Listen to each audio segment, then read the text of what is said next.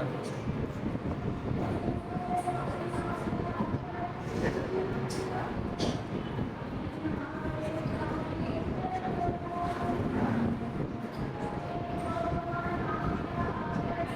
ప్రేమలా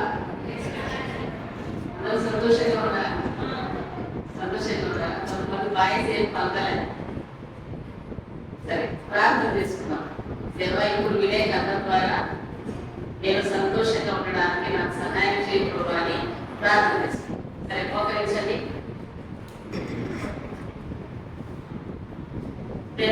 అన్ని ఇప్పుగలిగిందేమా మీకు కావాల్సిన అన్ని సీరియస్ ఉన్నామా మేము నడిపించిన తీసుకుంటున్నాను. దేవవచన మాట్లాడుకుంటున్నాను. దేవానికి వారి దొరుకుతున్న తల్లిదండ్రులు మీరు సహాయం చేయండి. వాళ్ళ కార్యం నిర్మించండి. ఇది నా మాకే తీసుకువచ్చిన నిర్మించడానికి వాళ్ళందరికీ ప్రతిష్ఠించుకుని ప్రార్థిస్తున్నాను. నేను మనకు గమనాలు అదే మనకు మంచించడానికి మీరు సహాయం చేయండి. జ్ఞాపకం చేసుకునండి. దేవా, మీరు నాకు ప్రారంభిస్తున్నాను. కూర్చొని నేను కాల్ చేయమని ప్రారంభిస్తున్నాను. దానికి చూస్తున్నాను. సహాయంగా బాగా చూస్తున్నట్టుగా సహాయం చేయండి. దేవా, ఈ సమయం అంతా మీరు ఆదీలకు నడిపించండి. దేవా, ఇంకా మీరు కావాల్సిన చూపించమని సహాయం చేయమని యేసుక్రీస్తు నామములో స్తుతించి ప్రార్థించి వేడుకుంటున్నాం తండ్రి. ఆమేన్.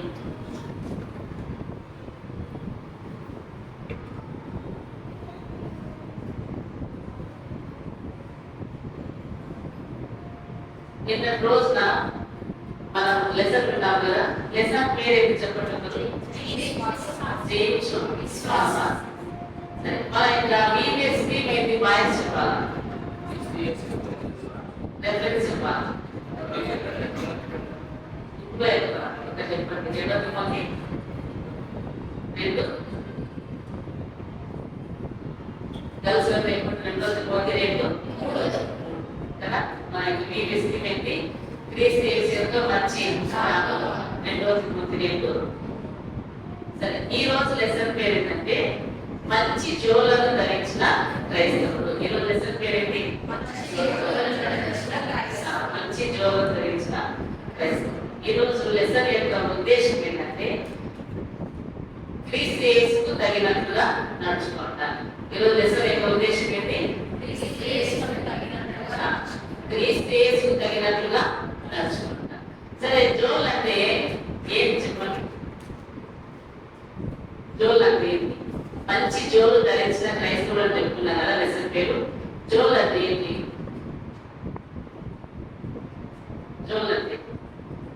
జోల్ అంటే స్లిప్పర్స్ అనొచ్చు, చెప్పులు అనొచ్చు, షూస్ అనొచ్చు కదా. జోల్ అంటే ఏంటివి? స్లిప్పర్స్ కానీ చెప్పులు కానీ షూస్ కానీ కదా. సరే, మనం ఇప్పుడు లెసన్లోకి పోకముందు పాతకాలంలో ఎటువంటి జోలను ధరించే వాళ్ళో తెలుసుకున్నాం. మంచి జోలు ధరించిన అంటే మంచి జోలను కలిగి ఉంటారు. అంటే సరిపోయిన జోలను మనం ధరించుకుంటాం. అంతమంది సరే. ఇప్పుడు మనం కొంతమంది ఏం చేస్తారంటే సమయానికి అనుకూలంగా ఉండే స్లిప్పర్స్ కానీ షూస్ కానీ వేసుకుంటారు కదా. అంటే ఇప్పుడు ఆడుకునేదానికి ఒక రకమైన షూస్ వేసుకుంటారు. తర్వాత పార్టీలకు ఒక రకమైన షూస్ వేసుకుంటారు. ఇంకా కొంచెం డబ్బున్న వాళ్ళైతే ఏం చేస్తారు, బర్త్డే పార్టీకి ఒక రకమైన షూ, తర్వాత మ్యారేజ్ వేసుకుంటారు, అట్లా వేసుకుంటారు కదా. ఆ సమయానికి అనుకూలంగా ఉండే షూస్ మనం ధరిస్తాం కదా. ఐరోపాలో ఇంతకు ముందు ఎట్లాంటి షూ వాడేవాళ్ళంటే క్రాకో అనే షూ వేసుకునేవాళ్ళు. ఐరోపాలో ఉండే వాళ్ళు ఎట్లాంటి రకమైన షూ వేసుకునేవాళ్ళు? క్రాకో. ఇవి ఎలా ఉండేవంటే ముందు భాగము పొడవుగా ఉండేదంట. ఈ షూ యొక్క ముందు భాగం ఎట్లా ఉంది? పొడవుగా ఉంది. ఈ రకమైన షూ వేసుకునే వాళ్ళు ఏ పనికి పనికిరారు. తర్వాత కొద్ది రోజుల తర్వాత ముందు భాగము వెడల్పుగా ఉండే షూను ధరిస్తా వచ్చినారు. ఇవి ముందు భాగము పొడవుగా ఉండే తర్వాత రోజులు ఎలాంటి షూ ధరిస్తూ వచ్చినారు. ముందు భాగం వెడల్పుగా ఉంది. ఫస్ట్ రకము ముందు భాగం పొడవుగా ఉండే షూ, తర్వాత ముందు భాగం వెడల్పుగా ఉండే షూను ధరిస్తూ వచ్చినారు. తర్వాత ఎలిజబెత్ రాణి తెలుసు కదా మీకు. ఎలిజబెత్ రాణి ఎట్లాంటి స్లిప్పర్స్ లేక షూ వేసుకున్నట్టు హై హీల్ ఉండే షూ వేసుకున్నారు. ఎట్లాంటివి హై హీల్ కదా. మరి కొంతమందికి అలవాటు, కొంతమందికి అలవాటు. ఈ ఎలిజబెత్ రాణి వేసుకుంటే హై హీల్ చూసి మిగతా వాళ్ళందరూ కూడా అదే రకమైన స్లిప్పర్స్ షూస్ వేసుకోవడం మొదలు పెట్టారు. తర్వాత ఇటలీలో ఉండేవాళ్ళు. ఇప్పుడు ఇటలీలో ఉండే స్త్రీలు ఏ రకమైన షూస్ వేసుకునే వాళ్ళంట అంటే 1.5 అడుగులు ఎత్తుండే షూస్ వేసుకునే వాళ్ళంట. ఇటలీలో ఉండేవాళ్ళు ఈ షూస్ పేరు చోపెల్ అంట. ఈ షూస్ పేరు ఏంటి? చోపెల్. ఇవి 1.5 అడుగుల ఎత్తుండే చెప్పులు వేసుకునేవాళ్ళు. సరే, ఇప్పుడు రకరకాలైన షూలు వేసుకుంటా ఉన్నారు కదా. క్రైస్తవుడు ఎలాంటి జోలను ధరించుకోవాలి అంటే ముందు మనం లెసన్లో ఏం విన్నాం? విశ్వాసం ఉంటే ఏం చేయొచ్చట? విశ్వాసంతో సందేహించకుండా ప్రార్థన చేస్తే ఏం చేయొచ్చని చెప్పినాడు నాకు. విశ్వాసంతో సందేహించకుండా ప్రార్థన చేస్తే కొండ దగ్గరికి పోయి కొండను చూసి నువ్వు సముద్రంలో పడు అంటారు. ఏమవుతుందన్నా ప్రార్థన అంటే ఎట్లా ప్రార్థన చేయాలా? విశ్వాసంతో సందేహించకుండా ప్రార్థన. ఇంకా విశ్వాసంతో ప్రార్థన చేస్తే దేవుడు మనం ఏదైతే అడుగుతామో అది దేవుడు మనకు అనుగ్రహిస్తారని చెప్పాడు కదా. సరే, ఇప్పుడు క్రైస్తవుడు ఎలాంటి జోలను ధరించాలో ఈ రోజు లెసన్లో మనం తెలుసుకుందాం. ఇది బైబిల్లో ఎఫెసీ 6:10-18 వచనాల్లో ఒక చదవండి. ఎఫెసీ 6వ అధ్యాయము 10-18 వచనాలు అన్ని ఉంది, కానీ 15వ వచనం ఒక చదవండి. పాదములకు సమాధాన స్వార్థ వలనైన సిద్ధ మనసును జోడు తొడుక్కుని ఎలాంటి జోడు తొడుక్కోవాలట? సమాధాన స్వార్థ వలనైన సిద్ధ మనసును జోళ్ళు తొడుక్కోవాలి. ఇప్పుడు క్రైస్తవుడు ఈ సమాధాన స్వార్థ వలన జోళ్ళు దేనిలో భాగంగా ఉన్నాయి? దేవుడిచ్చే సర్వాంగ కవచంలోని భాగంగా ఉంది కదా. ఈ 10వ వచనం నుంచి 18వ వచనం వరకు దేవుడిచ్చే సర్వాంగ కవచంలోని భాగాలన్నీ ఉంటాయి కదా. ఈ భాగములకు సిద్ధ మనసు అనే జోళ్ళు సర్వాంగ కవచంలోని భాగంగా ఉన్నాయి. ఎందుకు దేవుడిచ్చే సర్వాంగ కవచం మనం ధరించుకోవాలంటే క్రైస్తవ జీవితంలో పోరాటంలో మనం ఏం చేయాలా? యుద్ధం చేయాలా. ఎవరితో యుద్ధం చేయాలా? శత్రువుతో. ఎవరు మన శత్రువు? సాతాను. ఇదే అధ్యాయంలోనే 11వ వచనంలో ఉంది. మన అమ్మవాది కింద ఎవరు? సాతాను. మన శత్రువు ఎవరు? సాతాను. మనము ఎవరితో యుద్ధం చేయాలట? సాతానుతో యుద్ధం చేయాలి. కాబట్టి మనం ఏం ధరించుకోవాలా? దేవుడిచ్చే సర్వాంగ కవచాలను ధరించుకోవాలి. సరే, సాతాను ఎలాంటి వాడు? అపాయాన్ని కలిగించేవాడు, బహు కుయుక్తి గలవాడు.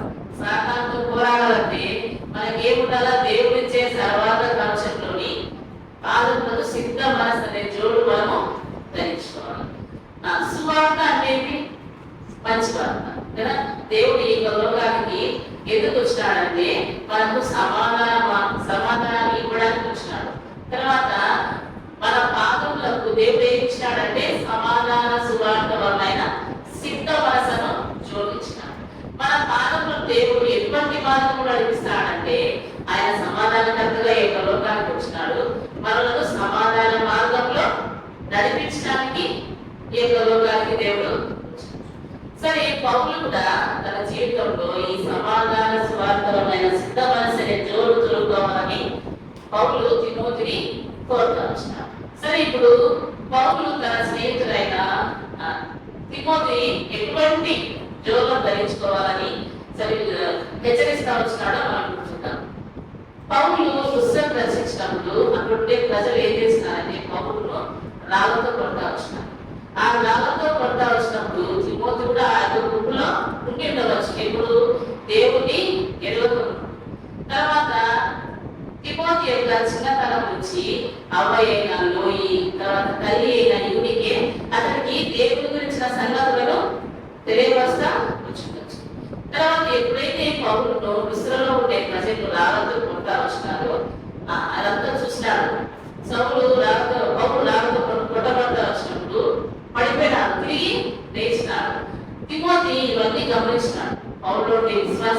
గమనించినాడు.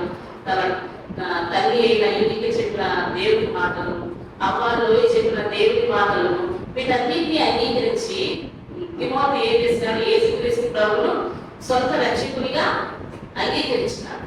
తన జీవితంలో కూడా యేసు ప్రభువునందు విశ్వాసం ఉంచినాడు. సరే, ఈ పోరాడే జోళ్ళు సమాధాన సువార్త జోలుగా ఎప్పుడు మార్చబడతాయంటే, సాతాను పక్షంగా ఉన్న వారికి యేసుక్రీస్తు ప్రభు గురించి మనం చెప్పినప్పుడు, వాళ్ళని యేసుక్రీస్తు ప్రభు వైపుకు మళ్ళించినప్పుడు ఈ పోరాడే జోలు కూడా సమాధాన సువార్త జోలుగా పనిచేస్తున్నాయి.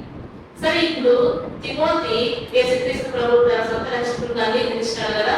తర్వాత పౌలు తిమోతిలో ఏం ఆశించినాడంటే, తను కూడా విశ్వాసంలో పోరాడాలా, అనేకులు యేసు వైపు తిప్పాలని ఆశించినాడు. కొన్ని రోజులు వీరిద్దరూ కలిసి జత సహపని వారుగా సువార్త పరిచయంలో ముందుకు కొనసాగుతూ వచ్చినారు. తర్వాత కొన్ని దినములైన తర్వాత తిమోతి ఒంటరిగా ఉండవలసి వచ్చింది. అప్పుడు తిమోతికి ఏం అవసరం ఏంటంటే, ఈ పోరాడే జోడు, ఈ సమాధాన సువార్త వల్ల జోడు అతనికి అవసరమైంది. ఏ విధంగా క్రైస్తవ జీవితంలో, విశ్వాస జీవితంలో నడకలో ఏ విధంగా ముందుకు కొనసాగాలో పౌలు తిమోతికి ఏ పుత్రం ద్వారా తెలియజేస్తాడంటే, 1 తిమోతి పత్రిక, 2 తిమోతి పత్రికల ద్వారా తిమోతికి తెలియజేస్తాడు ఎట్లా క్రైస్తవ జీవితంలో, క్రైస్తవ నడకలో, ప్రభుత్వం ముందుకు కొనసాగాలో ఈ పత్రికల ద్వారా పౌలు తిమోతికి తెలియజేస్తూ వచ్చాడు. సరే, ఇప్పుడు పౌలు తిమోతికి మరియు మనకు ఏ విధంగా జోలం ధరించుకొని ముందుకు కొనసాగాలో కొన్ని సలహాలు ఇచ్చినాడు. అవి మనం ఇప్పుడు చూద్దాం. ఫస్ట్, షూకు అడుగుగా ఉంటుంది కదా.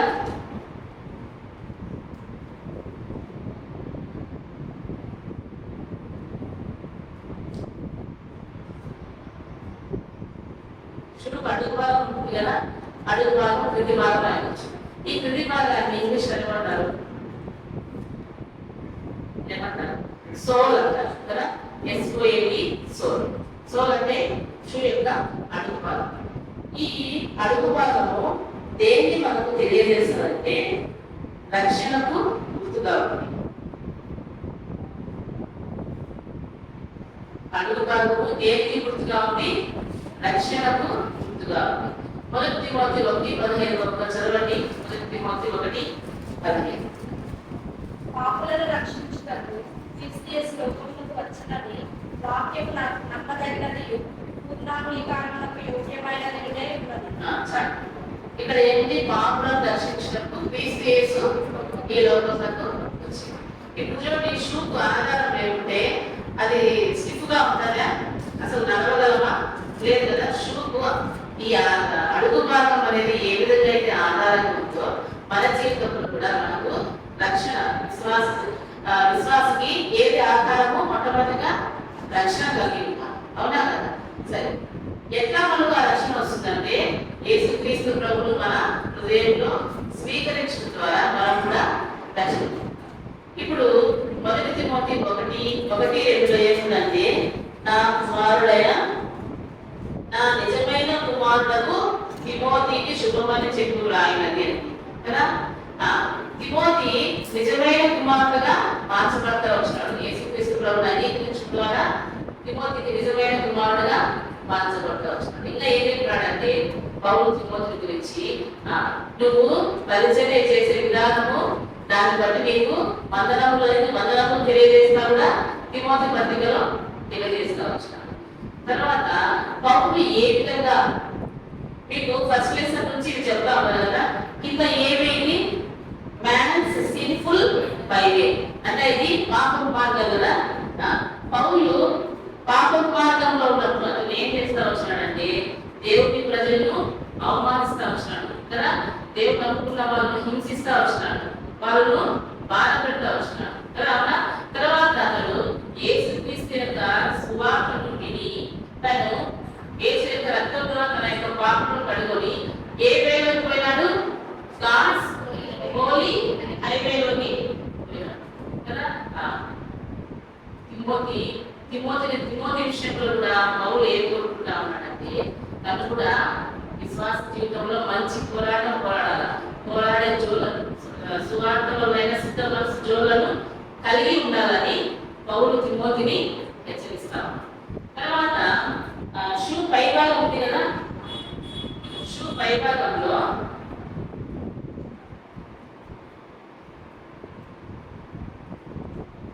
ఏ భాగం ఉంది? షూ లేస్ కదా, షూ లేస్. షూ పైభాగంలో కనపడేది మనకి ఏంటంటే షూ లేస్. ఈ షూ లేస్ మనకి ఏం తెలియజేస్తా ఉందంటే విశ్వాసము. షూ లేస్ మనకు ఏం గుర్తుగా ఉంది? విశ్వాసము. దగ్గర చదవండి 2 తిమోతి 1:5. 2 తిమోతి 1:5. మధ్యలో ఉంది చూడండి, నిష్కపటమైన నీ ఎందుకు నిష్కపటమైన విశ్వాసమును జ్ఞాపకము చేసుకుని రక్షణ పొందడం మాత్రమే కాదు, మనలో ఏముండాలా? విశ్వాసం ఉండాలి కదా. ఆ వచనంలో కింది చదవండిగా, నాకు సంపూర్ణ మార్చి చదవండి. 2 తిమోతి 1:5 3వ వైపు చూడండి. 2వ వైపు నాకు సంపూర్ణ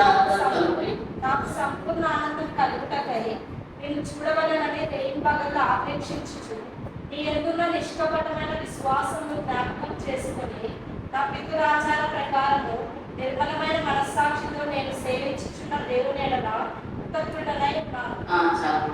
ఈ షూ లేస్ ఏం చేస్తామంటే అవి ఆ లేస్ గట్టిగా కట్టుకుంటేనే ఆ పైభాగము మన కాలుకు గట్టిగా అతుక్కొని ఉంటారు. అవి షూ లైన్స్ మొదలుగా ఉన్నాయనుకో మనం సరిగా నడిచేదానికి వీలవుతుందా? కాదు. తర్వాత షూ లేస్ కట్టుకోవడం ఈజీనే. తర్వాత అవి ఎట్లా నిలబడుకొని కట్టుకుంటావా, లేదా ఒగి కట్టుకోవాలి కదా అంటే తగ్గింపు కూడా ఉంటుందన్నమాట. ఈ షూ లేస్ ఏ విధంగా అయితే గట్టిగా కట్టుకోవడం ద్వారా కాలుకి గట్టిగా అతుక్కొని ఉంటుందో మన విశ్వాసంలో కూడా మనం ఎట్లా ఉండాలా? స్థిరులంగా ఉండాలి, బలంగా ఉండాలి కదా. ఈ పౌలు విశ్వాస వీరుడుగా కాకముందు అతను ఏం చేస్తా వచ్చినాడు? మీ ఫస్ట్ లెసన్ లోనే ఏబిసి స్టెప్స్ చెప్పినాడు. ఏ అంటే ఏంటి? ఆశ. బి అంటే బిలీవ్. సి అంటే కన్ఫెస్. యేసుక్రీస్తు ప్రభు దగ్గరకు వచ్చి మనం అడగాలి. ఏం అడగాల? దేవా నీ యందు నేను విశ్వాసం ఉంచుతాను, నా పాపాలని నీ రక్తంతో కడుగాలి. యేసు దగ్గర మనం ఉంటుంటే పౌరులోనే మనం కూడా ఈ బైబిల్ నుంచి గాడ్స్ హోలీ హైవేలోకి మనం కూడా వెళ్ళాలి. తిమోతికి పౌలు ఇంకా ఏం చెప్తా వచ్చినా అంటే నీకు కలిగిన విశ్వాసాన్ని గట్టిగా పట్టుకోవాలని హెచ్చరిస్తా ఉన్నాడు కదా. ఎందుకంటే ఒక్కోసారి విశ్వాసంలో బలహీన పడతాం అన్నమాట. అందుకనే పౌలు తిమోతికి ఏం చెప్తా ఉన్నాడంటే విశ్వాసంలో స్థిరుడుగా బలంగా విశ్వాసంలో మంచి పోరాటం పోరాడే వ్యక్తిగా ఉండాలని హెచ్చరిస్తా వచ్చినాడు. తర్వాత షూలో ఫస్ట్ భాగం ఏంటి? అడుగు భాగం కదా. అడుగు భాగం దేనికి గుర్తుగా ఉంది? రక్షణకు గుర్తుగా ఉంది. నెక్స్ట్ షూ పై భాగంలో షూ లెగ్స్ విశ్వాసానికి గుర్తుగా ఉంది. ఇప్పుడు షూ ముందు భాగం వేగం కప్పి ఉండే భాగం ఉంది కదా.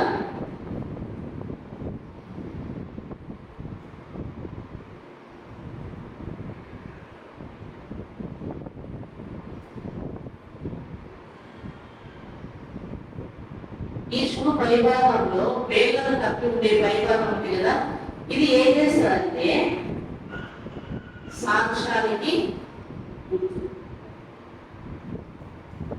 మన జీవితంలో మనం ఏం కలిగి ఉండాలా?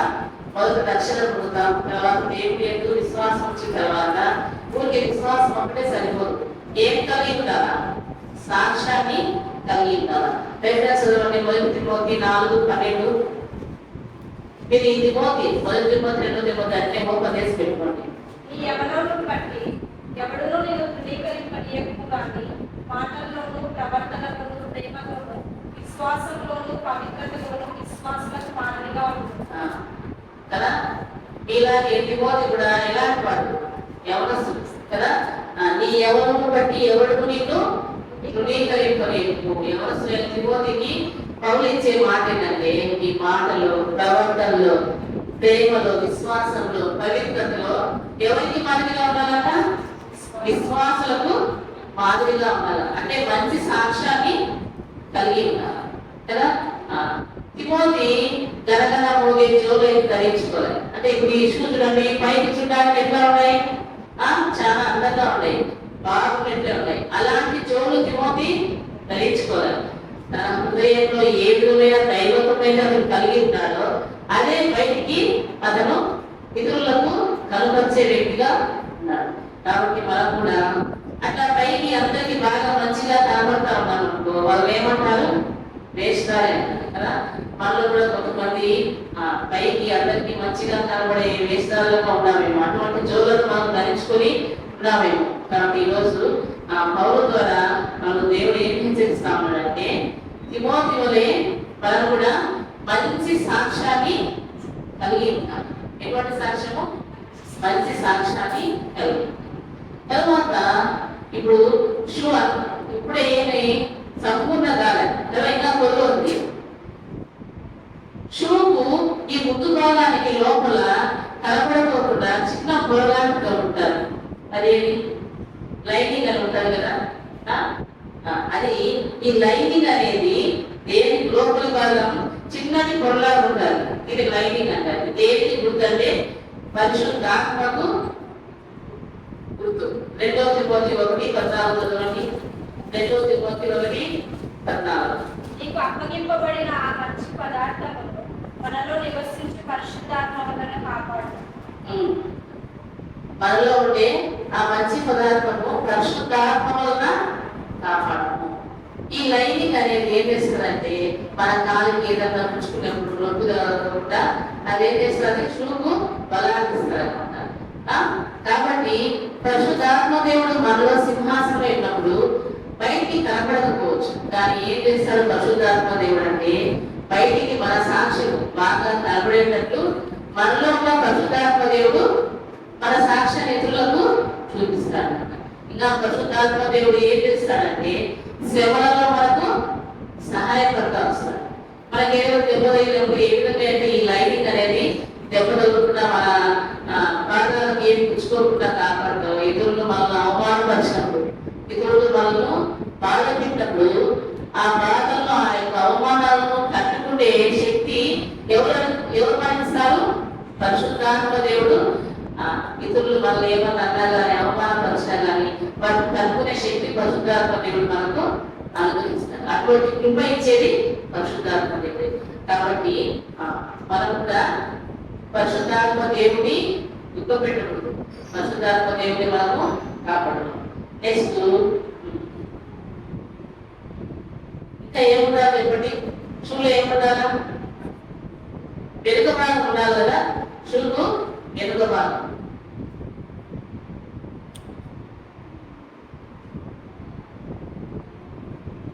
షూ వెనుక భాగం.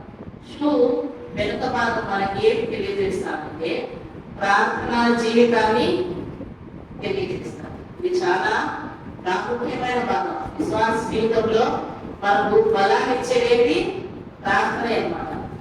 రెఫరెన్స్ చదవండి. 1 తిమోతి 1:1 చదవండి. మనకు సంపూర్ణ భక్తియు మాన్యతయు కలిగి నెమ్మదిగాను సుఖముగాను బ్రతుకు నిమిత్తము అన్నిటికంటే ముఖ్యముగా మనుషులందరికీ చాలా అన్నిటికంటే ముఖ్యముగా ఏం చేయాలన్నా మనుషులందరి కొరకు, రాజుల కొరకు, అధికారుల కొరకు మనం ఏం చేయాలి?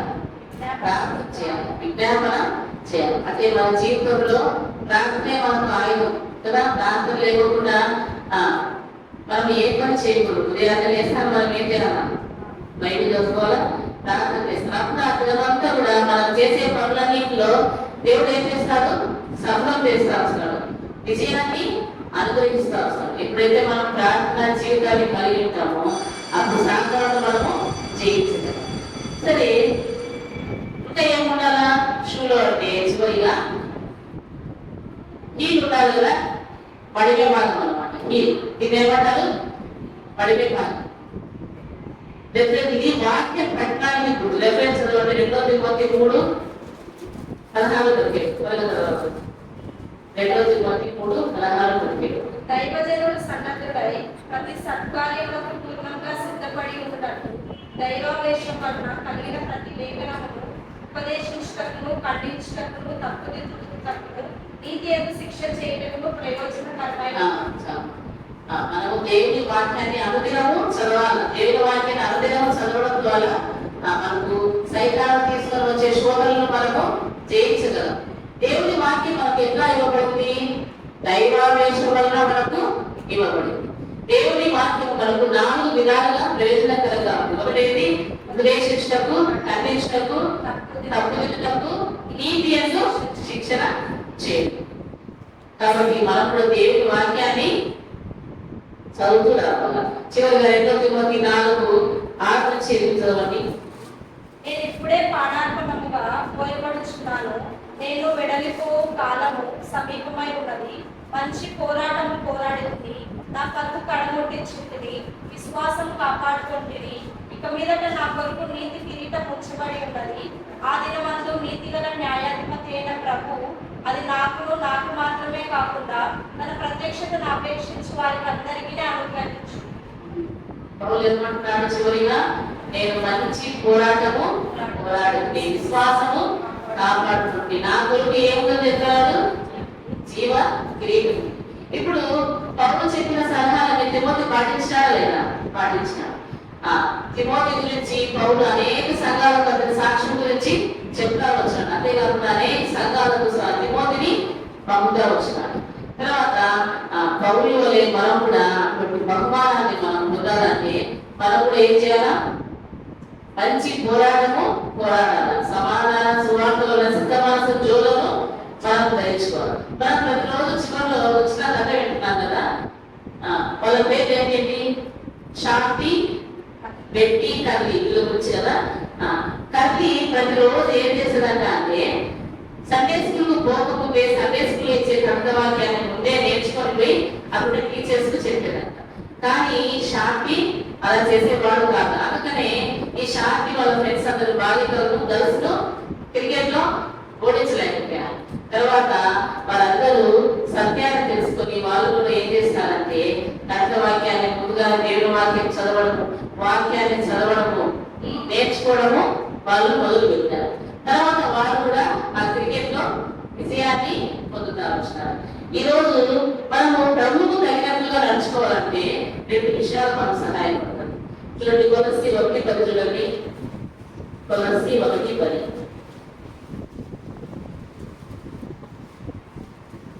ప్రతి సత్కార్యములు ఆచరణ, ప్రతి సత్కార్యంలో సఫలులవచ్చు. దేవుని విషయమైన జ్ఞానమును అభివృద్ధి పొందొచ్చు.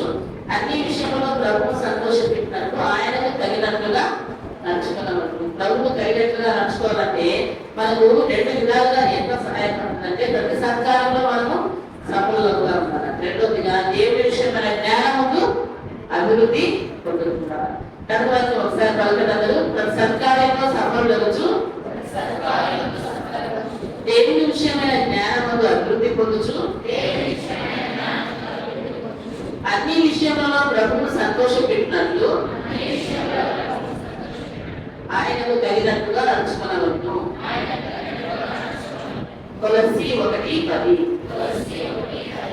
మనకు కూడా తిమోతి వలె మంచి పోరాటం పోరాడే వ్యక్తులుగా దేవుడు మనం చేయాలని చిన్న ప్రార్థన చేసుకున్నాం. మోకరించండి.